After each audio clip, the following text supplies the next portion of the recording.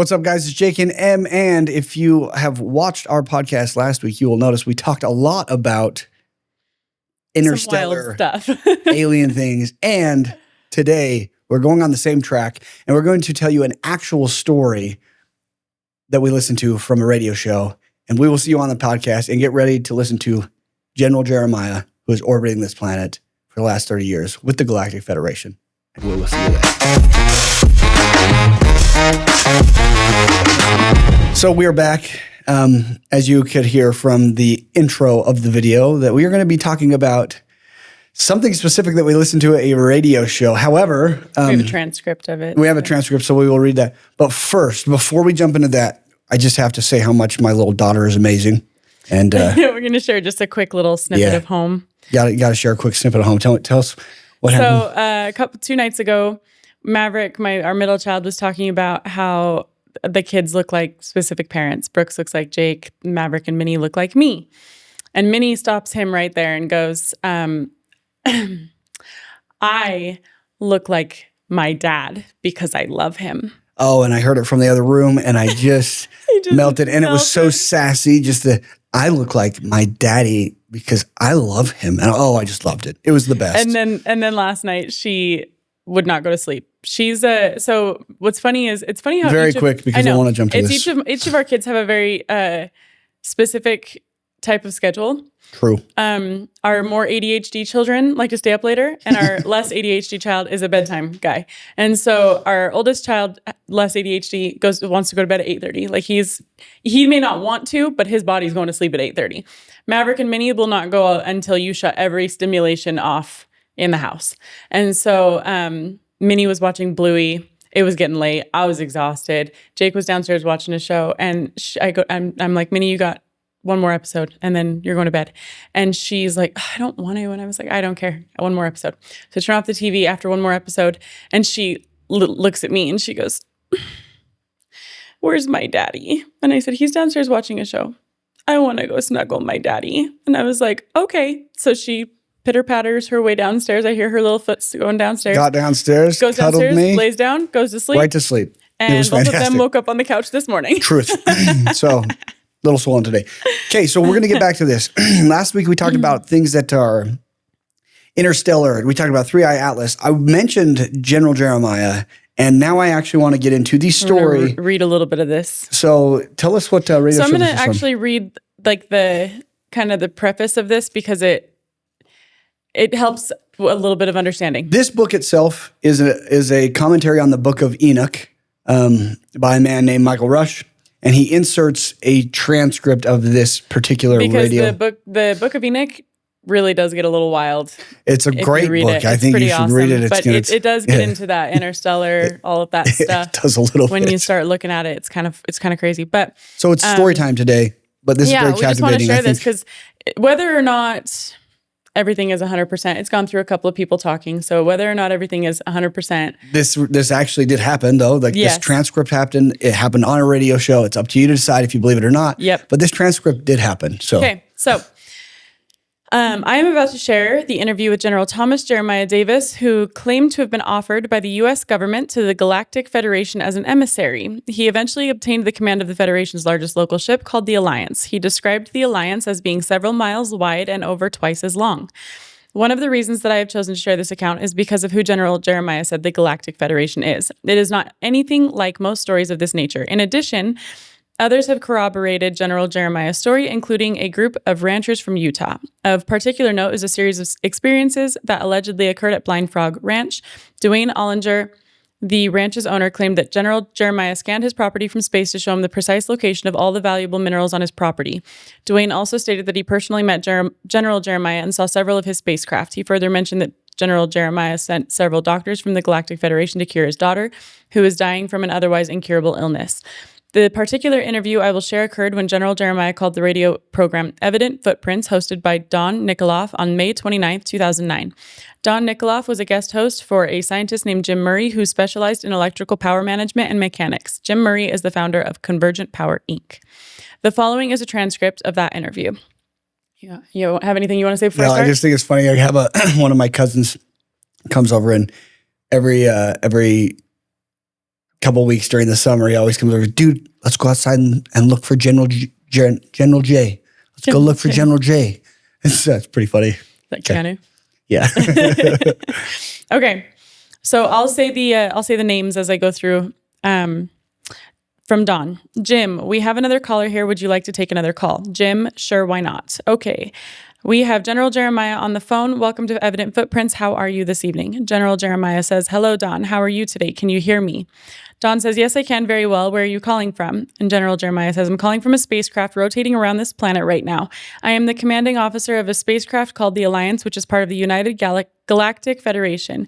We are monitoring your planet, and this is not a joke. Your listeners probably think this is a joke, but it is not. We want you to know that we have often listened to your show. We wanted to let Jim know that he's one of the scientists we plan to contact soon about some projects we're working on. Don, now this is not a spoof, right? This is not a spoof. No, this is real. Jim, what is your response to what you've heard so far? I'm flattered and excited, but it's hard to accept. I don't often participate in phone calls from outer space, but I'm glad you called in. General Jeremiah says, thank you. We have been planning to contact you for some time now. We feel that the time is right for the people of this continent and planet to understand what is happening here. We've been monitoring the progress of this nation, not only this nation, but all of the planet's nations. We've been listening to your conversations with Don for the past year or so. We realize you are a scientist worthy of our attention and would like to honor you. Hopefully, we will contact you very soon and pull you into some of the projects we are working on. Jim, well, I would certainly be happy to participate, and I'm grateful for your singling me out for whatever reason you did so. Is it okay to ask you a question? Sure, go ahead. I've always pondered this issue. Of course, I do not know exactly what I base it on, perhaps the common sense associated with normal evolution, but is there such a thing as a prime directive that limits your interference with another planet? If there is, do you interpret your intervention as a violation of that prime directive? General Jeremiah. Yes, there is a prime directive. I will answer that question. The Alliance is made up of several different people on many different planets. We have 26,000 people aboard the Spaceship Alliance. We are in orbit in your solar system and have been here for 32 years, watching the progress of this nation and this continent, but we do not interfere with the affairs of humankind. We do assist in some situations on occasion. We are not an interfering agency. Our Federation is made up of 574 planets throughout and from this galaxy. We have become religiously involved with each other. We have the same goals and the same outlook on things. Our alliance was formed many centuries ago when the person you call Jesus Christ visited your planet and the Federation's planets too. Many of these planets have accepted him as our Savior and our Lord, and we have allied to that aspect. We are a non-warring federation. We do not have wars amongst our continents or among our planets. We have formed a very wonderful relationship amongst these 574 planets. We are gradually adding more planets to it. Earth is supposedly one of those planets we have picked out, but unfortunately, I do not think you are quite ready for it now. Jim, that would have been my next question anyway. General, what changes must we make to become worthy of entering that federation? General Jeremiah, we are looking for continents that are willing to lay down their warmongering ways and their nuclear weapons and exist peacefully with not only the other nations of their world, but with the other planets of the Federation. I know that you know, and I know that Don knows, that thousands of other planets are currently monitoring the situation on this globe. We are just one faction of those. There seems to be a mass invasion now. Thousands and thousands of other spacecraft are coming from other parts of the galaxy to observe what is taking place. We hope there will be no conflicts and this will be a peaceful situation. However, that remains to be seen. Don, I'd like to ask a question. You say you've actually been listening to this program for about a year. I have been on BBS radio since 2007, but on the air next month, it will be 2 years. What is your opinion of the information you heard on this show? Obviously, we're doing our best to bring the truth to light and tell people what is happening. General Jeremiah, Don, you are so on track that it's almost to the point of being unbelievable. Our intelligence network is probably the greatest in this galaxy. We monitor the events on this planet in every nation. We know what is happening inside of governments, as well as what is happening inside of private organizations. You've opened the door to many of these things with your research and knowledge. We have saluted you many times and would like you to be a part of our intelligence network. It seems like you have an outstanding knack for finding these things. Our people are very astute at finding these things too, but you fall right into that category.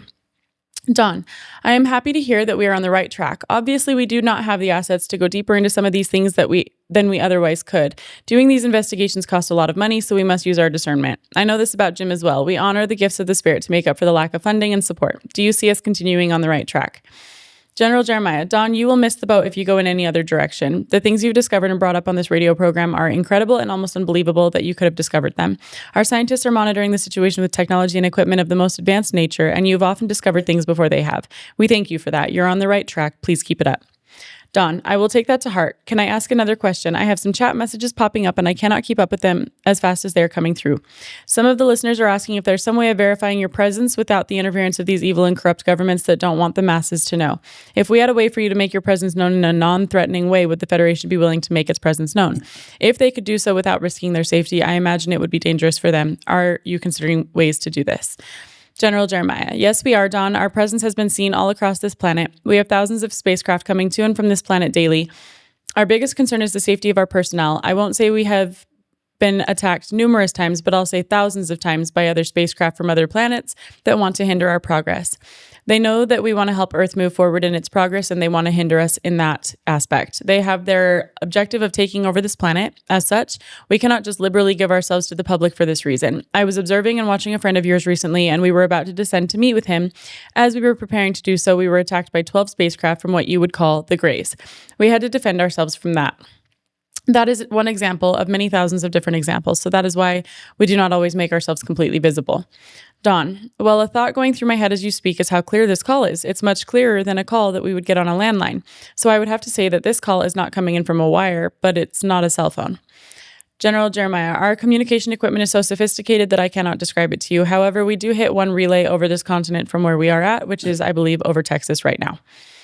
Don, suppose I can ask a technical question. BBS does its best to estimate the number of listeners we have worldwide, and I get messages from people worldwide. There was a time when at one point, when we could track where most people were listening from. At one point, one of the Alexis services suggested that 10% of the listeners at the time were from Paraguay, which I found to be very interesting. This was just after I had released the information about the secret compound that the Bushes had bought.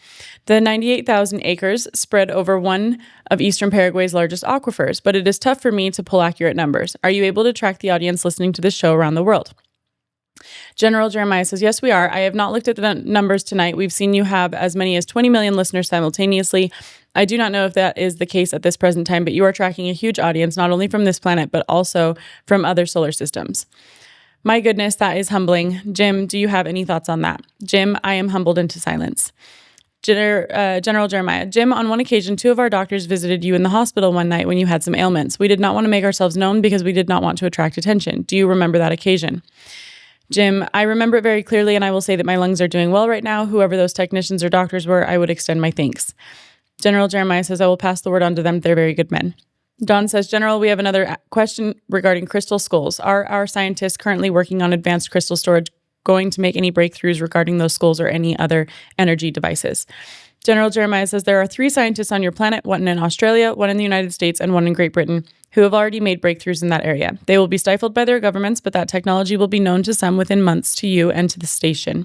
Those skulls were left by a civilization in a very distant and remote solar system within this galaxy.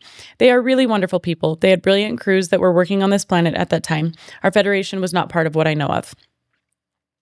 Don, this is somewhat of a rhetorical question that might be answered specifically. In terms of the Federation, I don't know if it's bylaws or agreements they have with each other from each of these 574 planets you've described. We're obviously talking about different races, people who look different, have different roles, and are guiding us. What do we need to do to assist them with this work? We talk about the dumbed down masses in the propaganda. I'm not belittling these people. It's obvious to those who know what is happening that most people are oblivious to what is happening.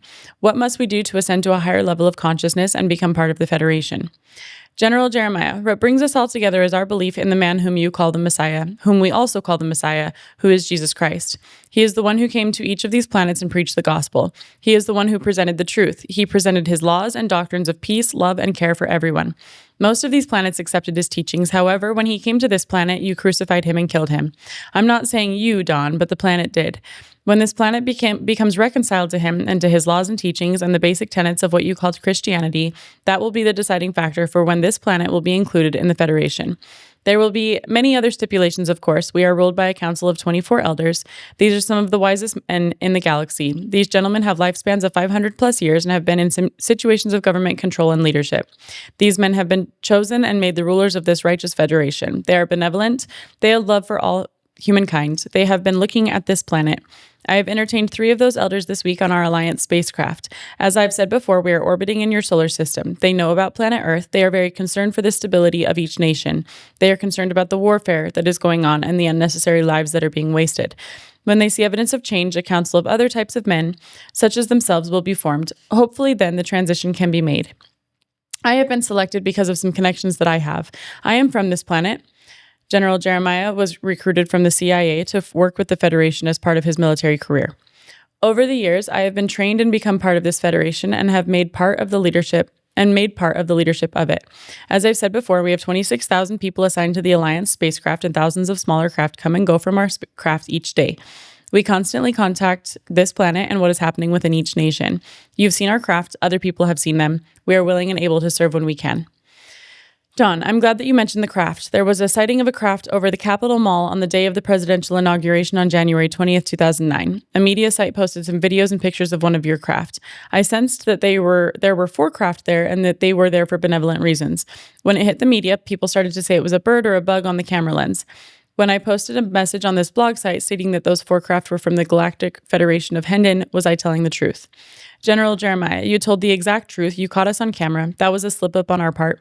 One of our craft became uncloaked on that day. We were watching the inauguration. Don, I've seen those crafts before and recognized them from the photograph. I was invited to a blog site and posted a paragraph about who that was. So now, thanks to you, we have that verified. So to all those who wanted to say it was a bird, a bug, or swamp gas, it was the Galactic Federation. General Jeremiah, at least 30 of our huge craft were present that day. According to your measurements, we have large crafts that are about 1,000 feet in diameter. We have several craft that are 100 feet in diameter and 60 feet or thereabouts. There are multiple designs because we come from different planets. I want to mention one thing, Don. We are all human. If you went to any of these 574 planets, you would think you were on Earth, but there is a slight difference in skin color and eye shape, but we are all humans.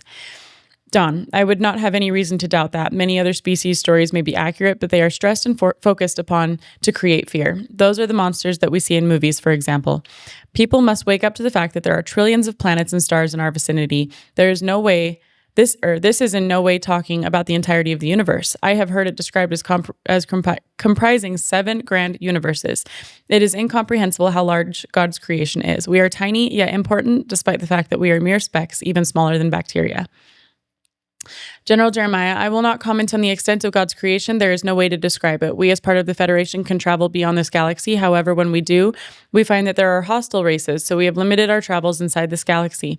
There are so many planets within this galaxy that you would never be able to visit them, even if you had 1,000,000 years. That is how big this galaxy is. There is life on many millions of those planets. Don, can we expect to experience this in a grander sense in terms of personal experience? I'm not talking about just seeing crafts in the sky. I'm talking about interacting with the Federation personally within our lifetime. General Jeremiah, that is what our plans are. Hopefully some contacts will be made within this fiscal year, and you and Jim will be at the top of my list. Don, well, that has already occurred on this show tonight. General Jeremiah, I would not have made myself known if that had not been the case. Don, I would venture to say that this is the first time this has happened on any show, be it AM or FM, broadband, shortwave, or internet. General Jeremiah, I'm sure that is probably true. I will tell you a short story. I know that your time is limited. There is a race of people that you call reptilians. They are very bizarre-looking people. They're very hostile to our Federation, but we have tried to be at least able to communicate with them and talk with them on occasion. I recently informed my staff that I would like to meet one of these people and interview them to develop an understanding of their thinking, because you know and I know that this planet has been invaded by them for centuries. We had an occasion where we stumbled upon a craft in a desert in New Mexico. Apparently, his craft was having issues and he was forced to land and wait for assistance. Fortunately, our craft arrived at the right time and we captured this individual. We did not harm him. He was a high-ranking general in his military, too. I went to rendezvous with this ship and talked to this person. We had 5 of our elders there with me. He informed us that people within this galaxy and on this planet want to cooperate with them. He said that they found it necessary to take over governments of nations. He was accommodating in what he told us. He was very astute and intelligent. He spoke perfect English and was about 7 feet tall, dressed elegantly in a battle garment. He then began to tell us about the prophetic realm. He knew as much about scripture and prophecy as anyone I've ever known. He began to tell us about the prophets from his culture. Their prophets spoke of the time when earth would be brought to the knowledge of Jesus Christ as the Lord and Savior. He said that his people feared that because they did not believe it. They do not want to want this acceptance of Christ to happen. However, he said universal acceptance of Christ will probably happen within the next 30 years despite their efforts. I hope that he is right. We kept him for 3 days, then returned him to his spacecraft and contacted his people. Don, did he leave a calling card so we could contact him for an interview at this show? General Jeremiah, he did not. His name is hard for me to pronounce and I speak many languages. I believe it is pronounced General Galactic. Don, okay, if he listens to the show, that invitation is open. General Jeremiah, he might take you up on it. Don, okay. Jim, do you have a question? I am sure you probably have a million of them. Jim, I am trying very hard to suppress the urge to ask technical questions. General Jeremiah, feel free. I will try to answer as much as possible. Jim, the problem is that I think I will not be satisfied once we go down that track. I think that the things we've been talking about take priority. Don and I feel very strongly that humanity needs to take the reins and control its own destiny if we do not want to succumb to the agenda of these individuals who want to rule this planet. That is where we've had to focus for the last 6 months. My work has revolved around that of Nikola Tesla, energy, and things of that sort. I'm sure that you're aware of this, even though these are my passions. I am trying to set these things aside and focus on the expansion of conscience, which we believe is an essential ingredient in accelerating the evolution of the people to the point that they realize the kind of power that they really have to be able to assist those of us on this planet that really want change. So that is where we've been concentrating. General Jeremiah says, that's very good. That's the right place, Jim. The human mind is so unlimited. We as humans use minimal percentages of our capabilities. The expansion of our consciousness and our minds is necessary before we can delve into the realms that are before us. This has not happened in the scientific world because we've limited ourselves to the laws we felt were appropriate. However, some laws are beyond that even. I could give you examples of this, but it would be hard to describe it in English so you can understand it. Yet, I give you a vague description. Our spacecraft travel through space with antimatter generators and anti-gravity devices when we come close to other planets. Antimatter generators are the basic fundamental component of our propulsion systems. We probably have the most sophisticated and advanced propulsion systems of all the planets in the galaxy. We will let you look at one very soon, and you will understand what I'm saying then. Jim says that would be a great experience. Don, yes, it would be great if we could take a photograph as a memento to show people. General Jeremiah says we would probably allow that. Don says if it can be done where you are not compromising your safety, we are as aware of anyone else on the planet who is in danger of being here. General Jeremiah says yes. You must know that, Don says, you must know that most people's hearts are not in the same place as those that rule the planet and the governments. There may be some exceptions, but what is being done in this world is leading this planet to destruction, leading this group of humans upon it to their destruction. Those who are hanging on to power seem desperate to do anything to retain that power. They will destroy it and bring everything down with it. So if you could convey to the people of the Federation, we intend to help elevate the conscience of full awareness of who we really are. Our purpose is to be alive here at this time and in this location with the understanding of the gifts that the Creator gave us. And with that understanding will come the understanding of the insanity of war and of murder and all that comes with it. Once we come to that collective understanding, and I think it will only take 5% for that shift to occur, we will be ready to meet our brothers and sisters in space. General Jeremiah says, yes, definitely. We're drawing very close to that time now. I know that you know that this nation has various Black Project technologies that are so advanced that you would not believe it.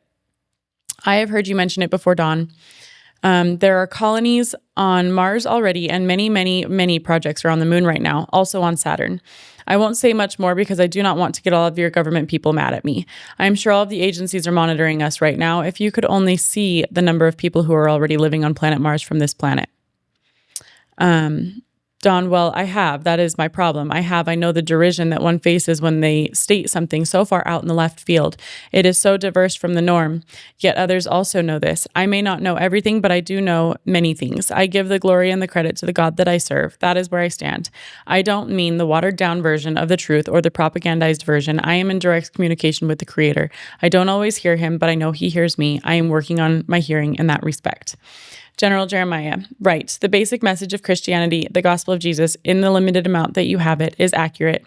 It is perfect to know that word, as we call it. So study it and know what he said and did, and if you do, you will be much closer to the truth. Don, okay, well, we're honored and we know you must have more pressing things to do. General Jeremiah, well, I announced to the Alliance last night that I would make this phone call and that those who wanted to listen could do so. I imagine 10,000 people from the Alliance are listening to our conversation tonight, so you have fans from many places. Don, well, we send our greetings for successful and safe missions. I can speak for Jim, but I will let him speak for himself. But I look forward to the day when we all meet.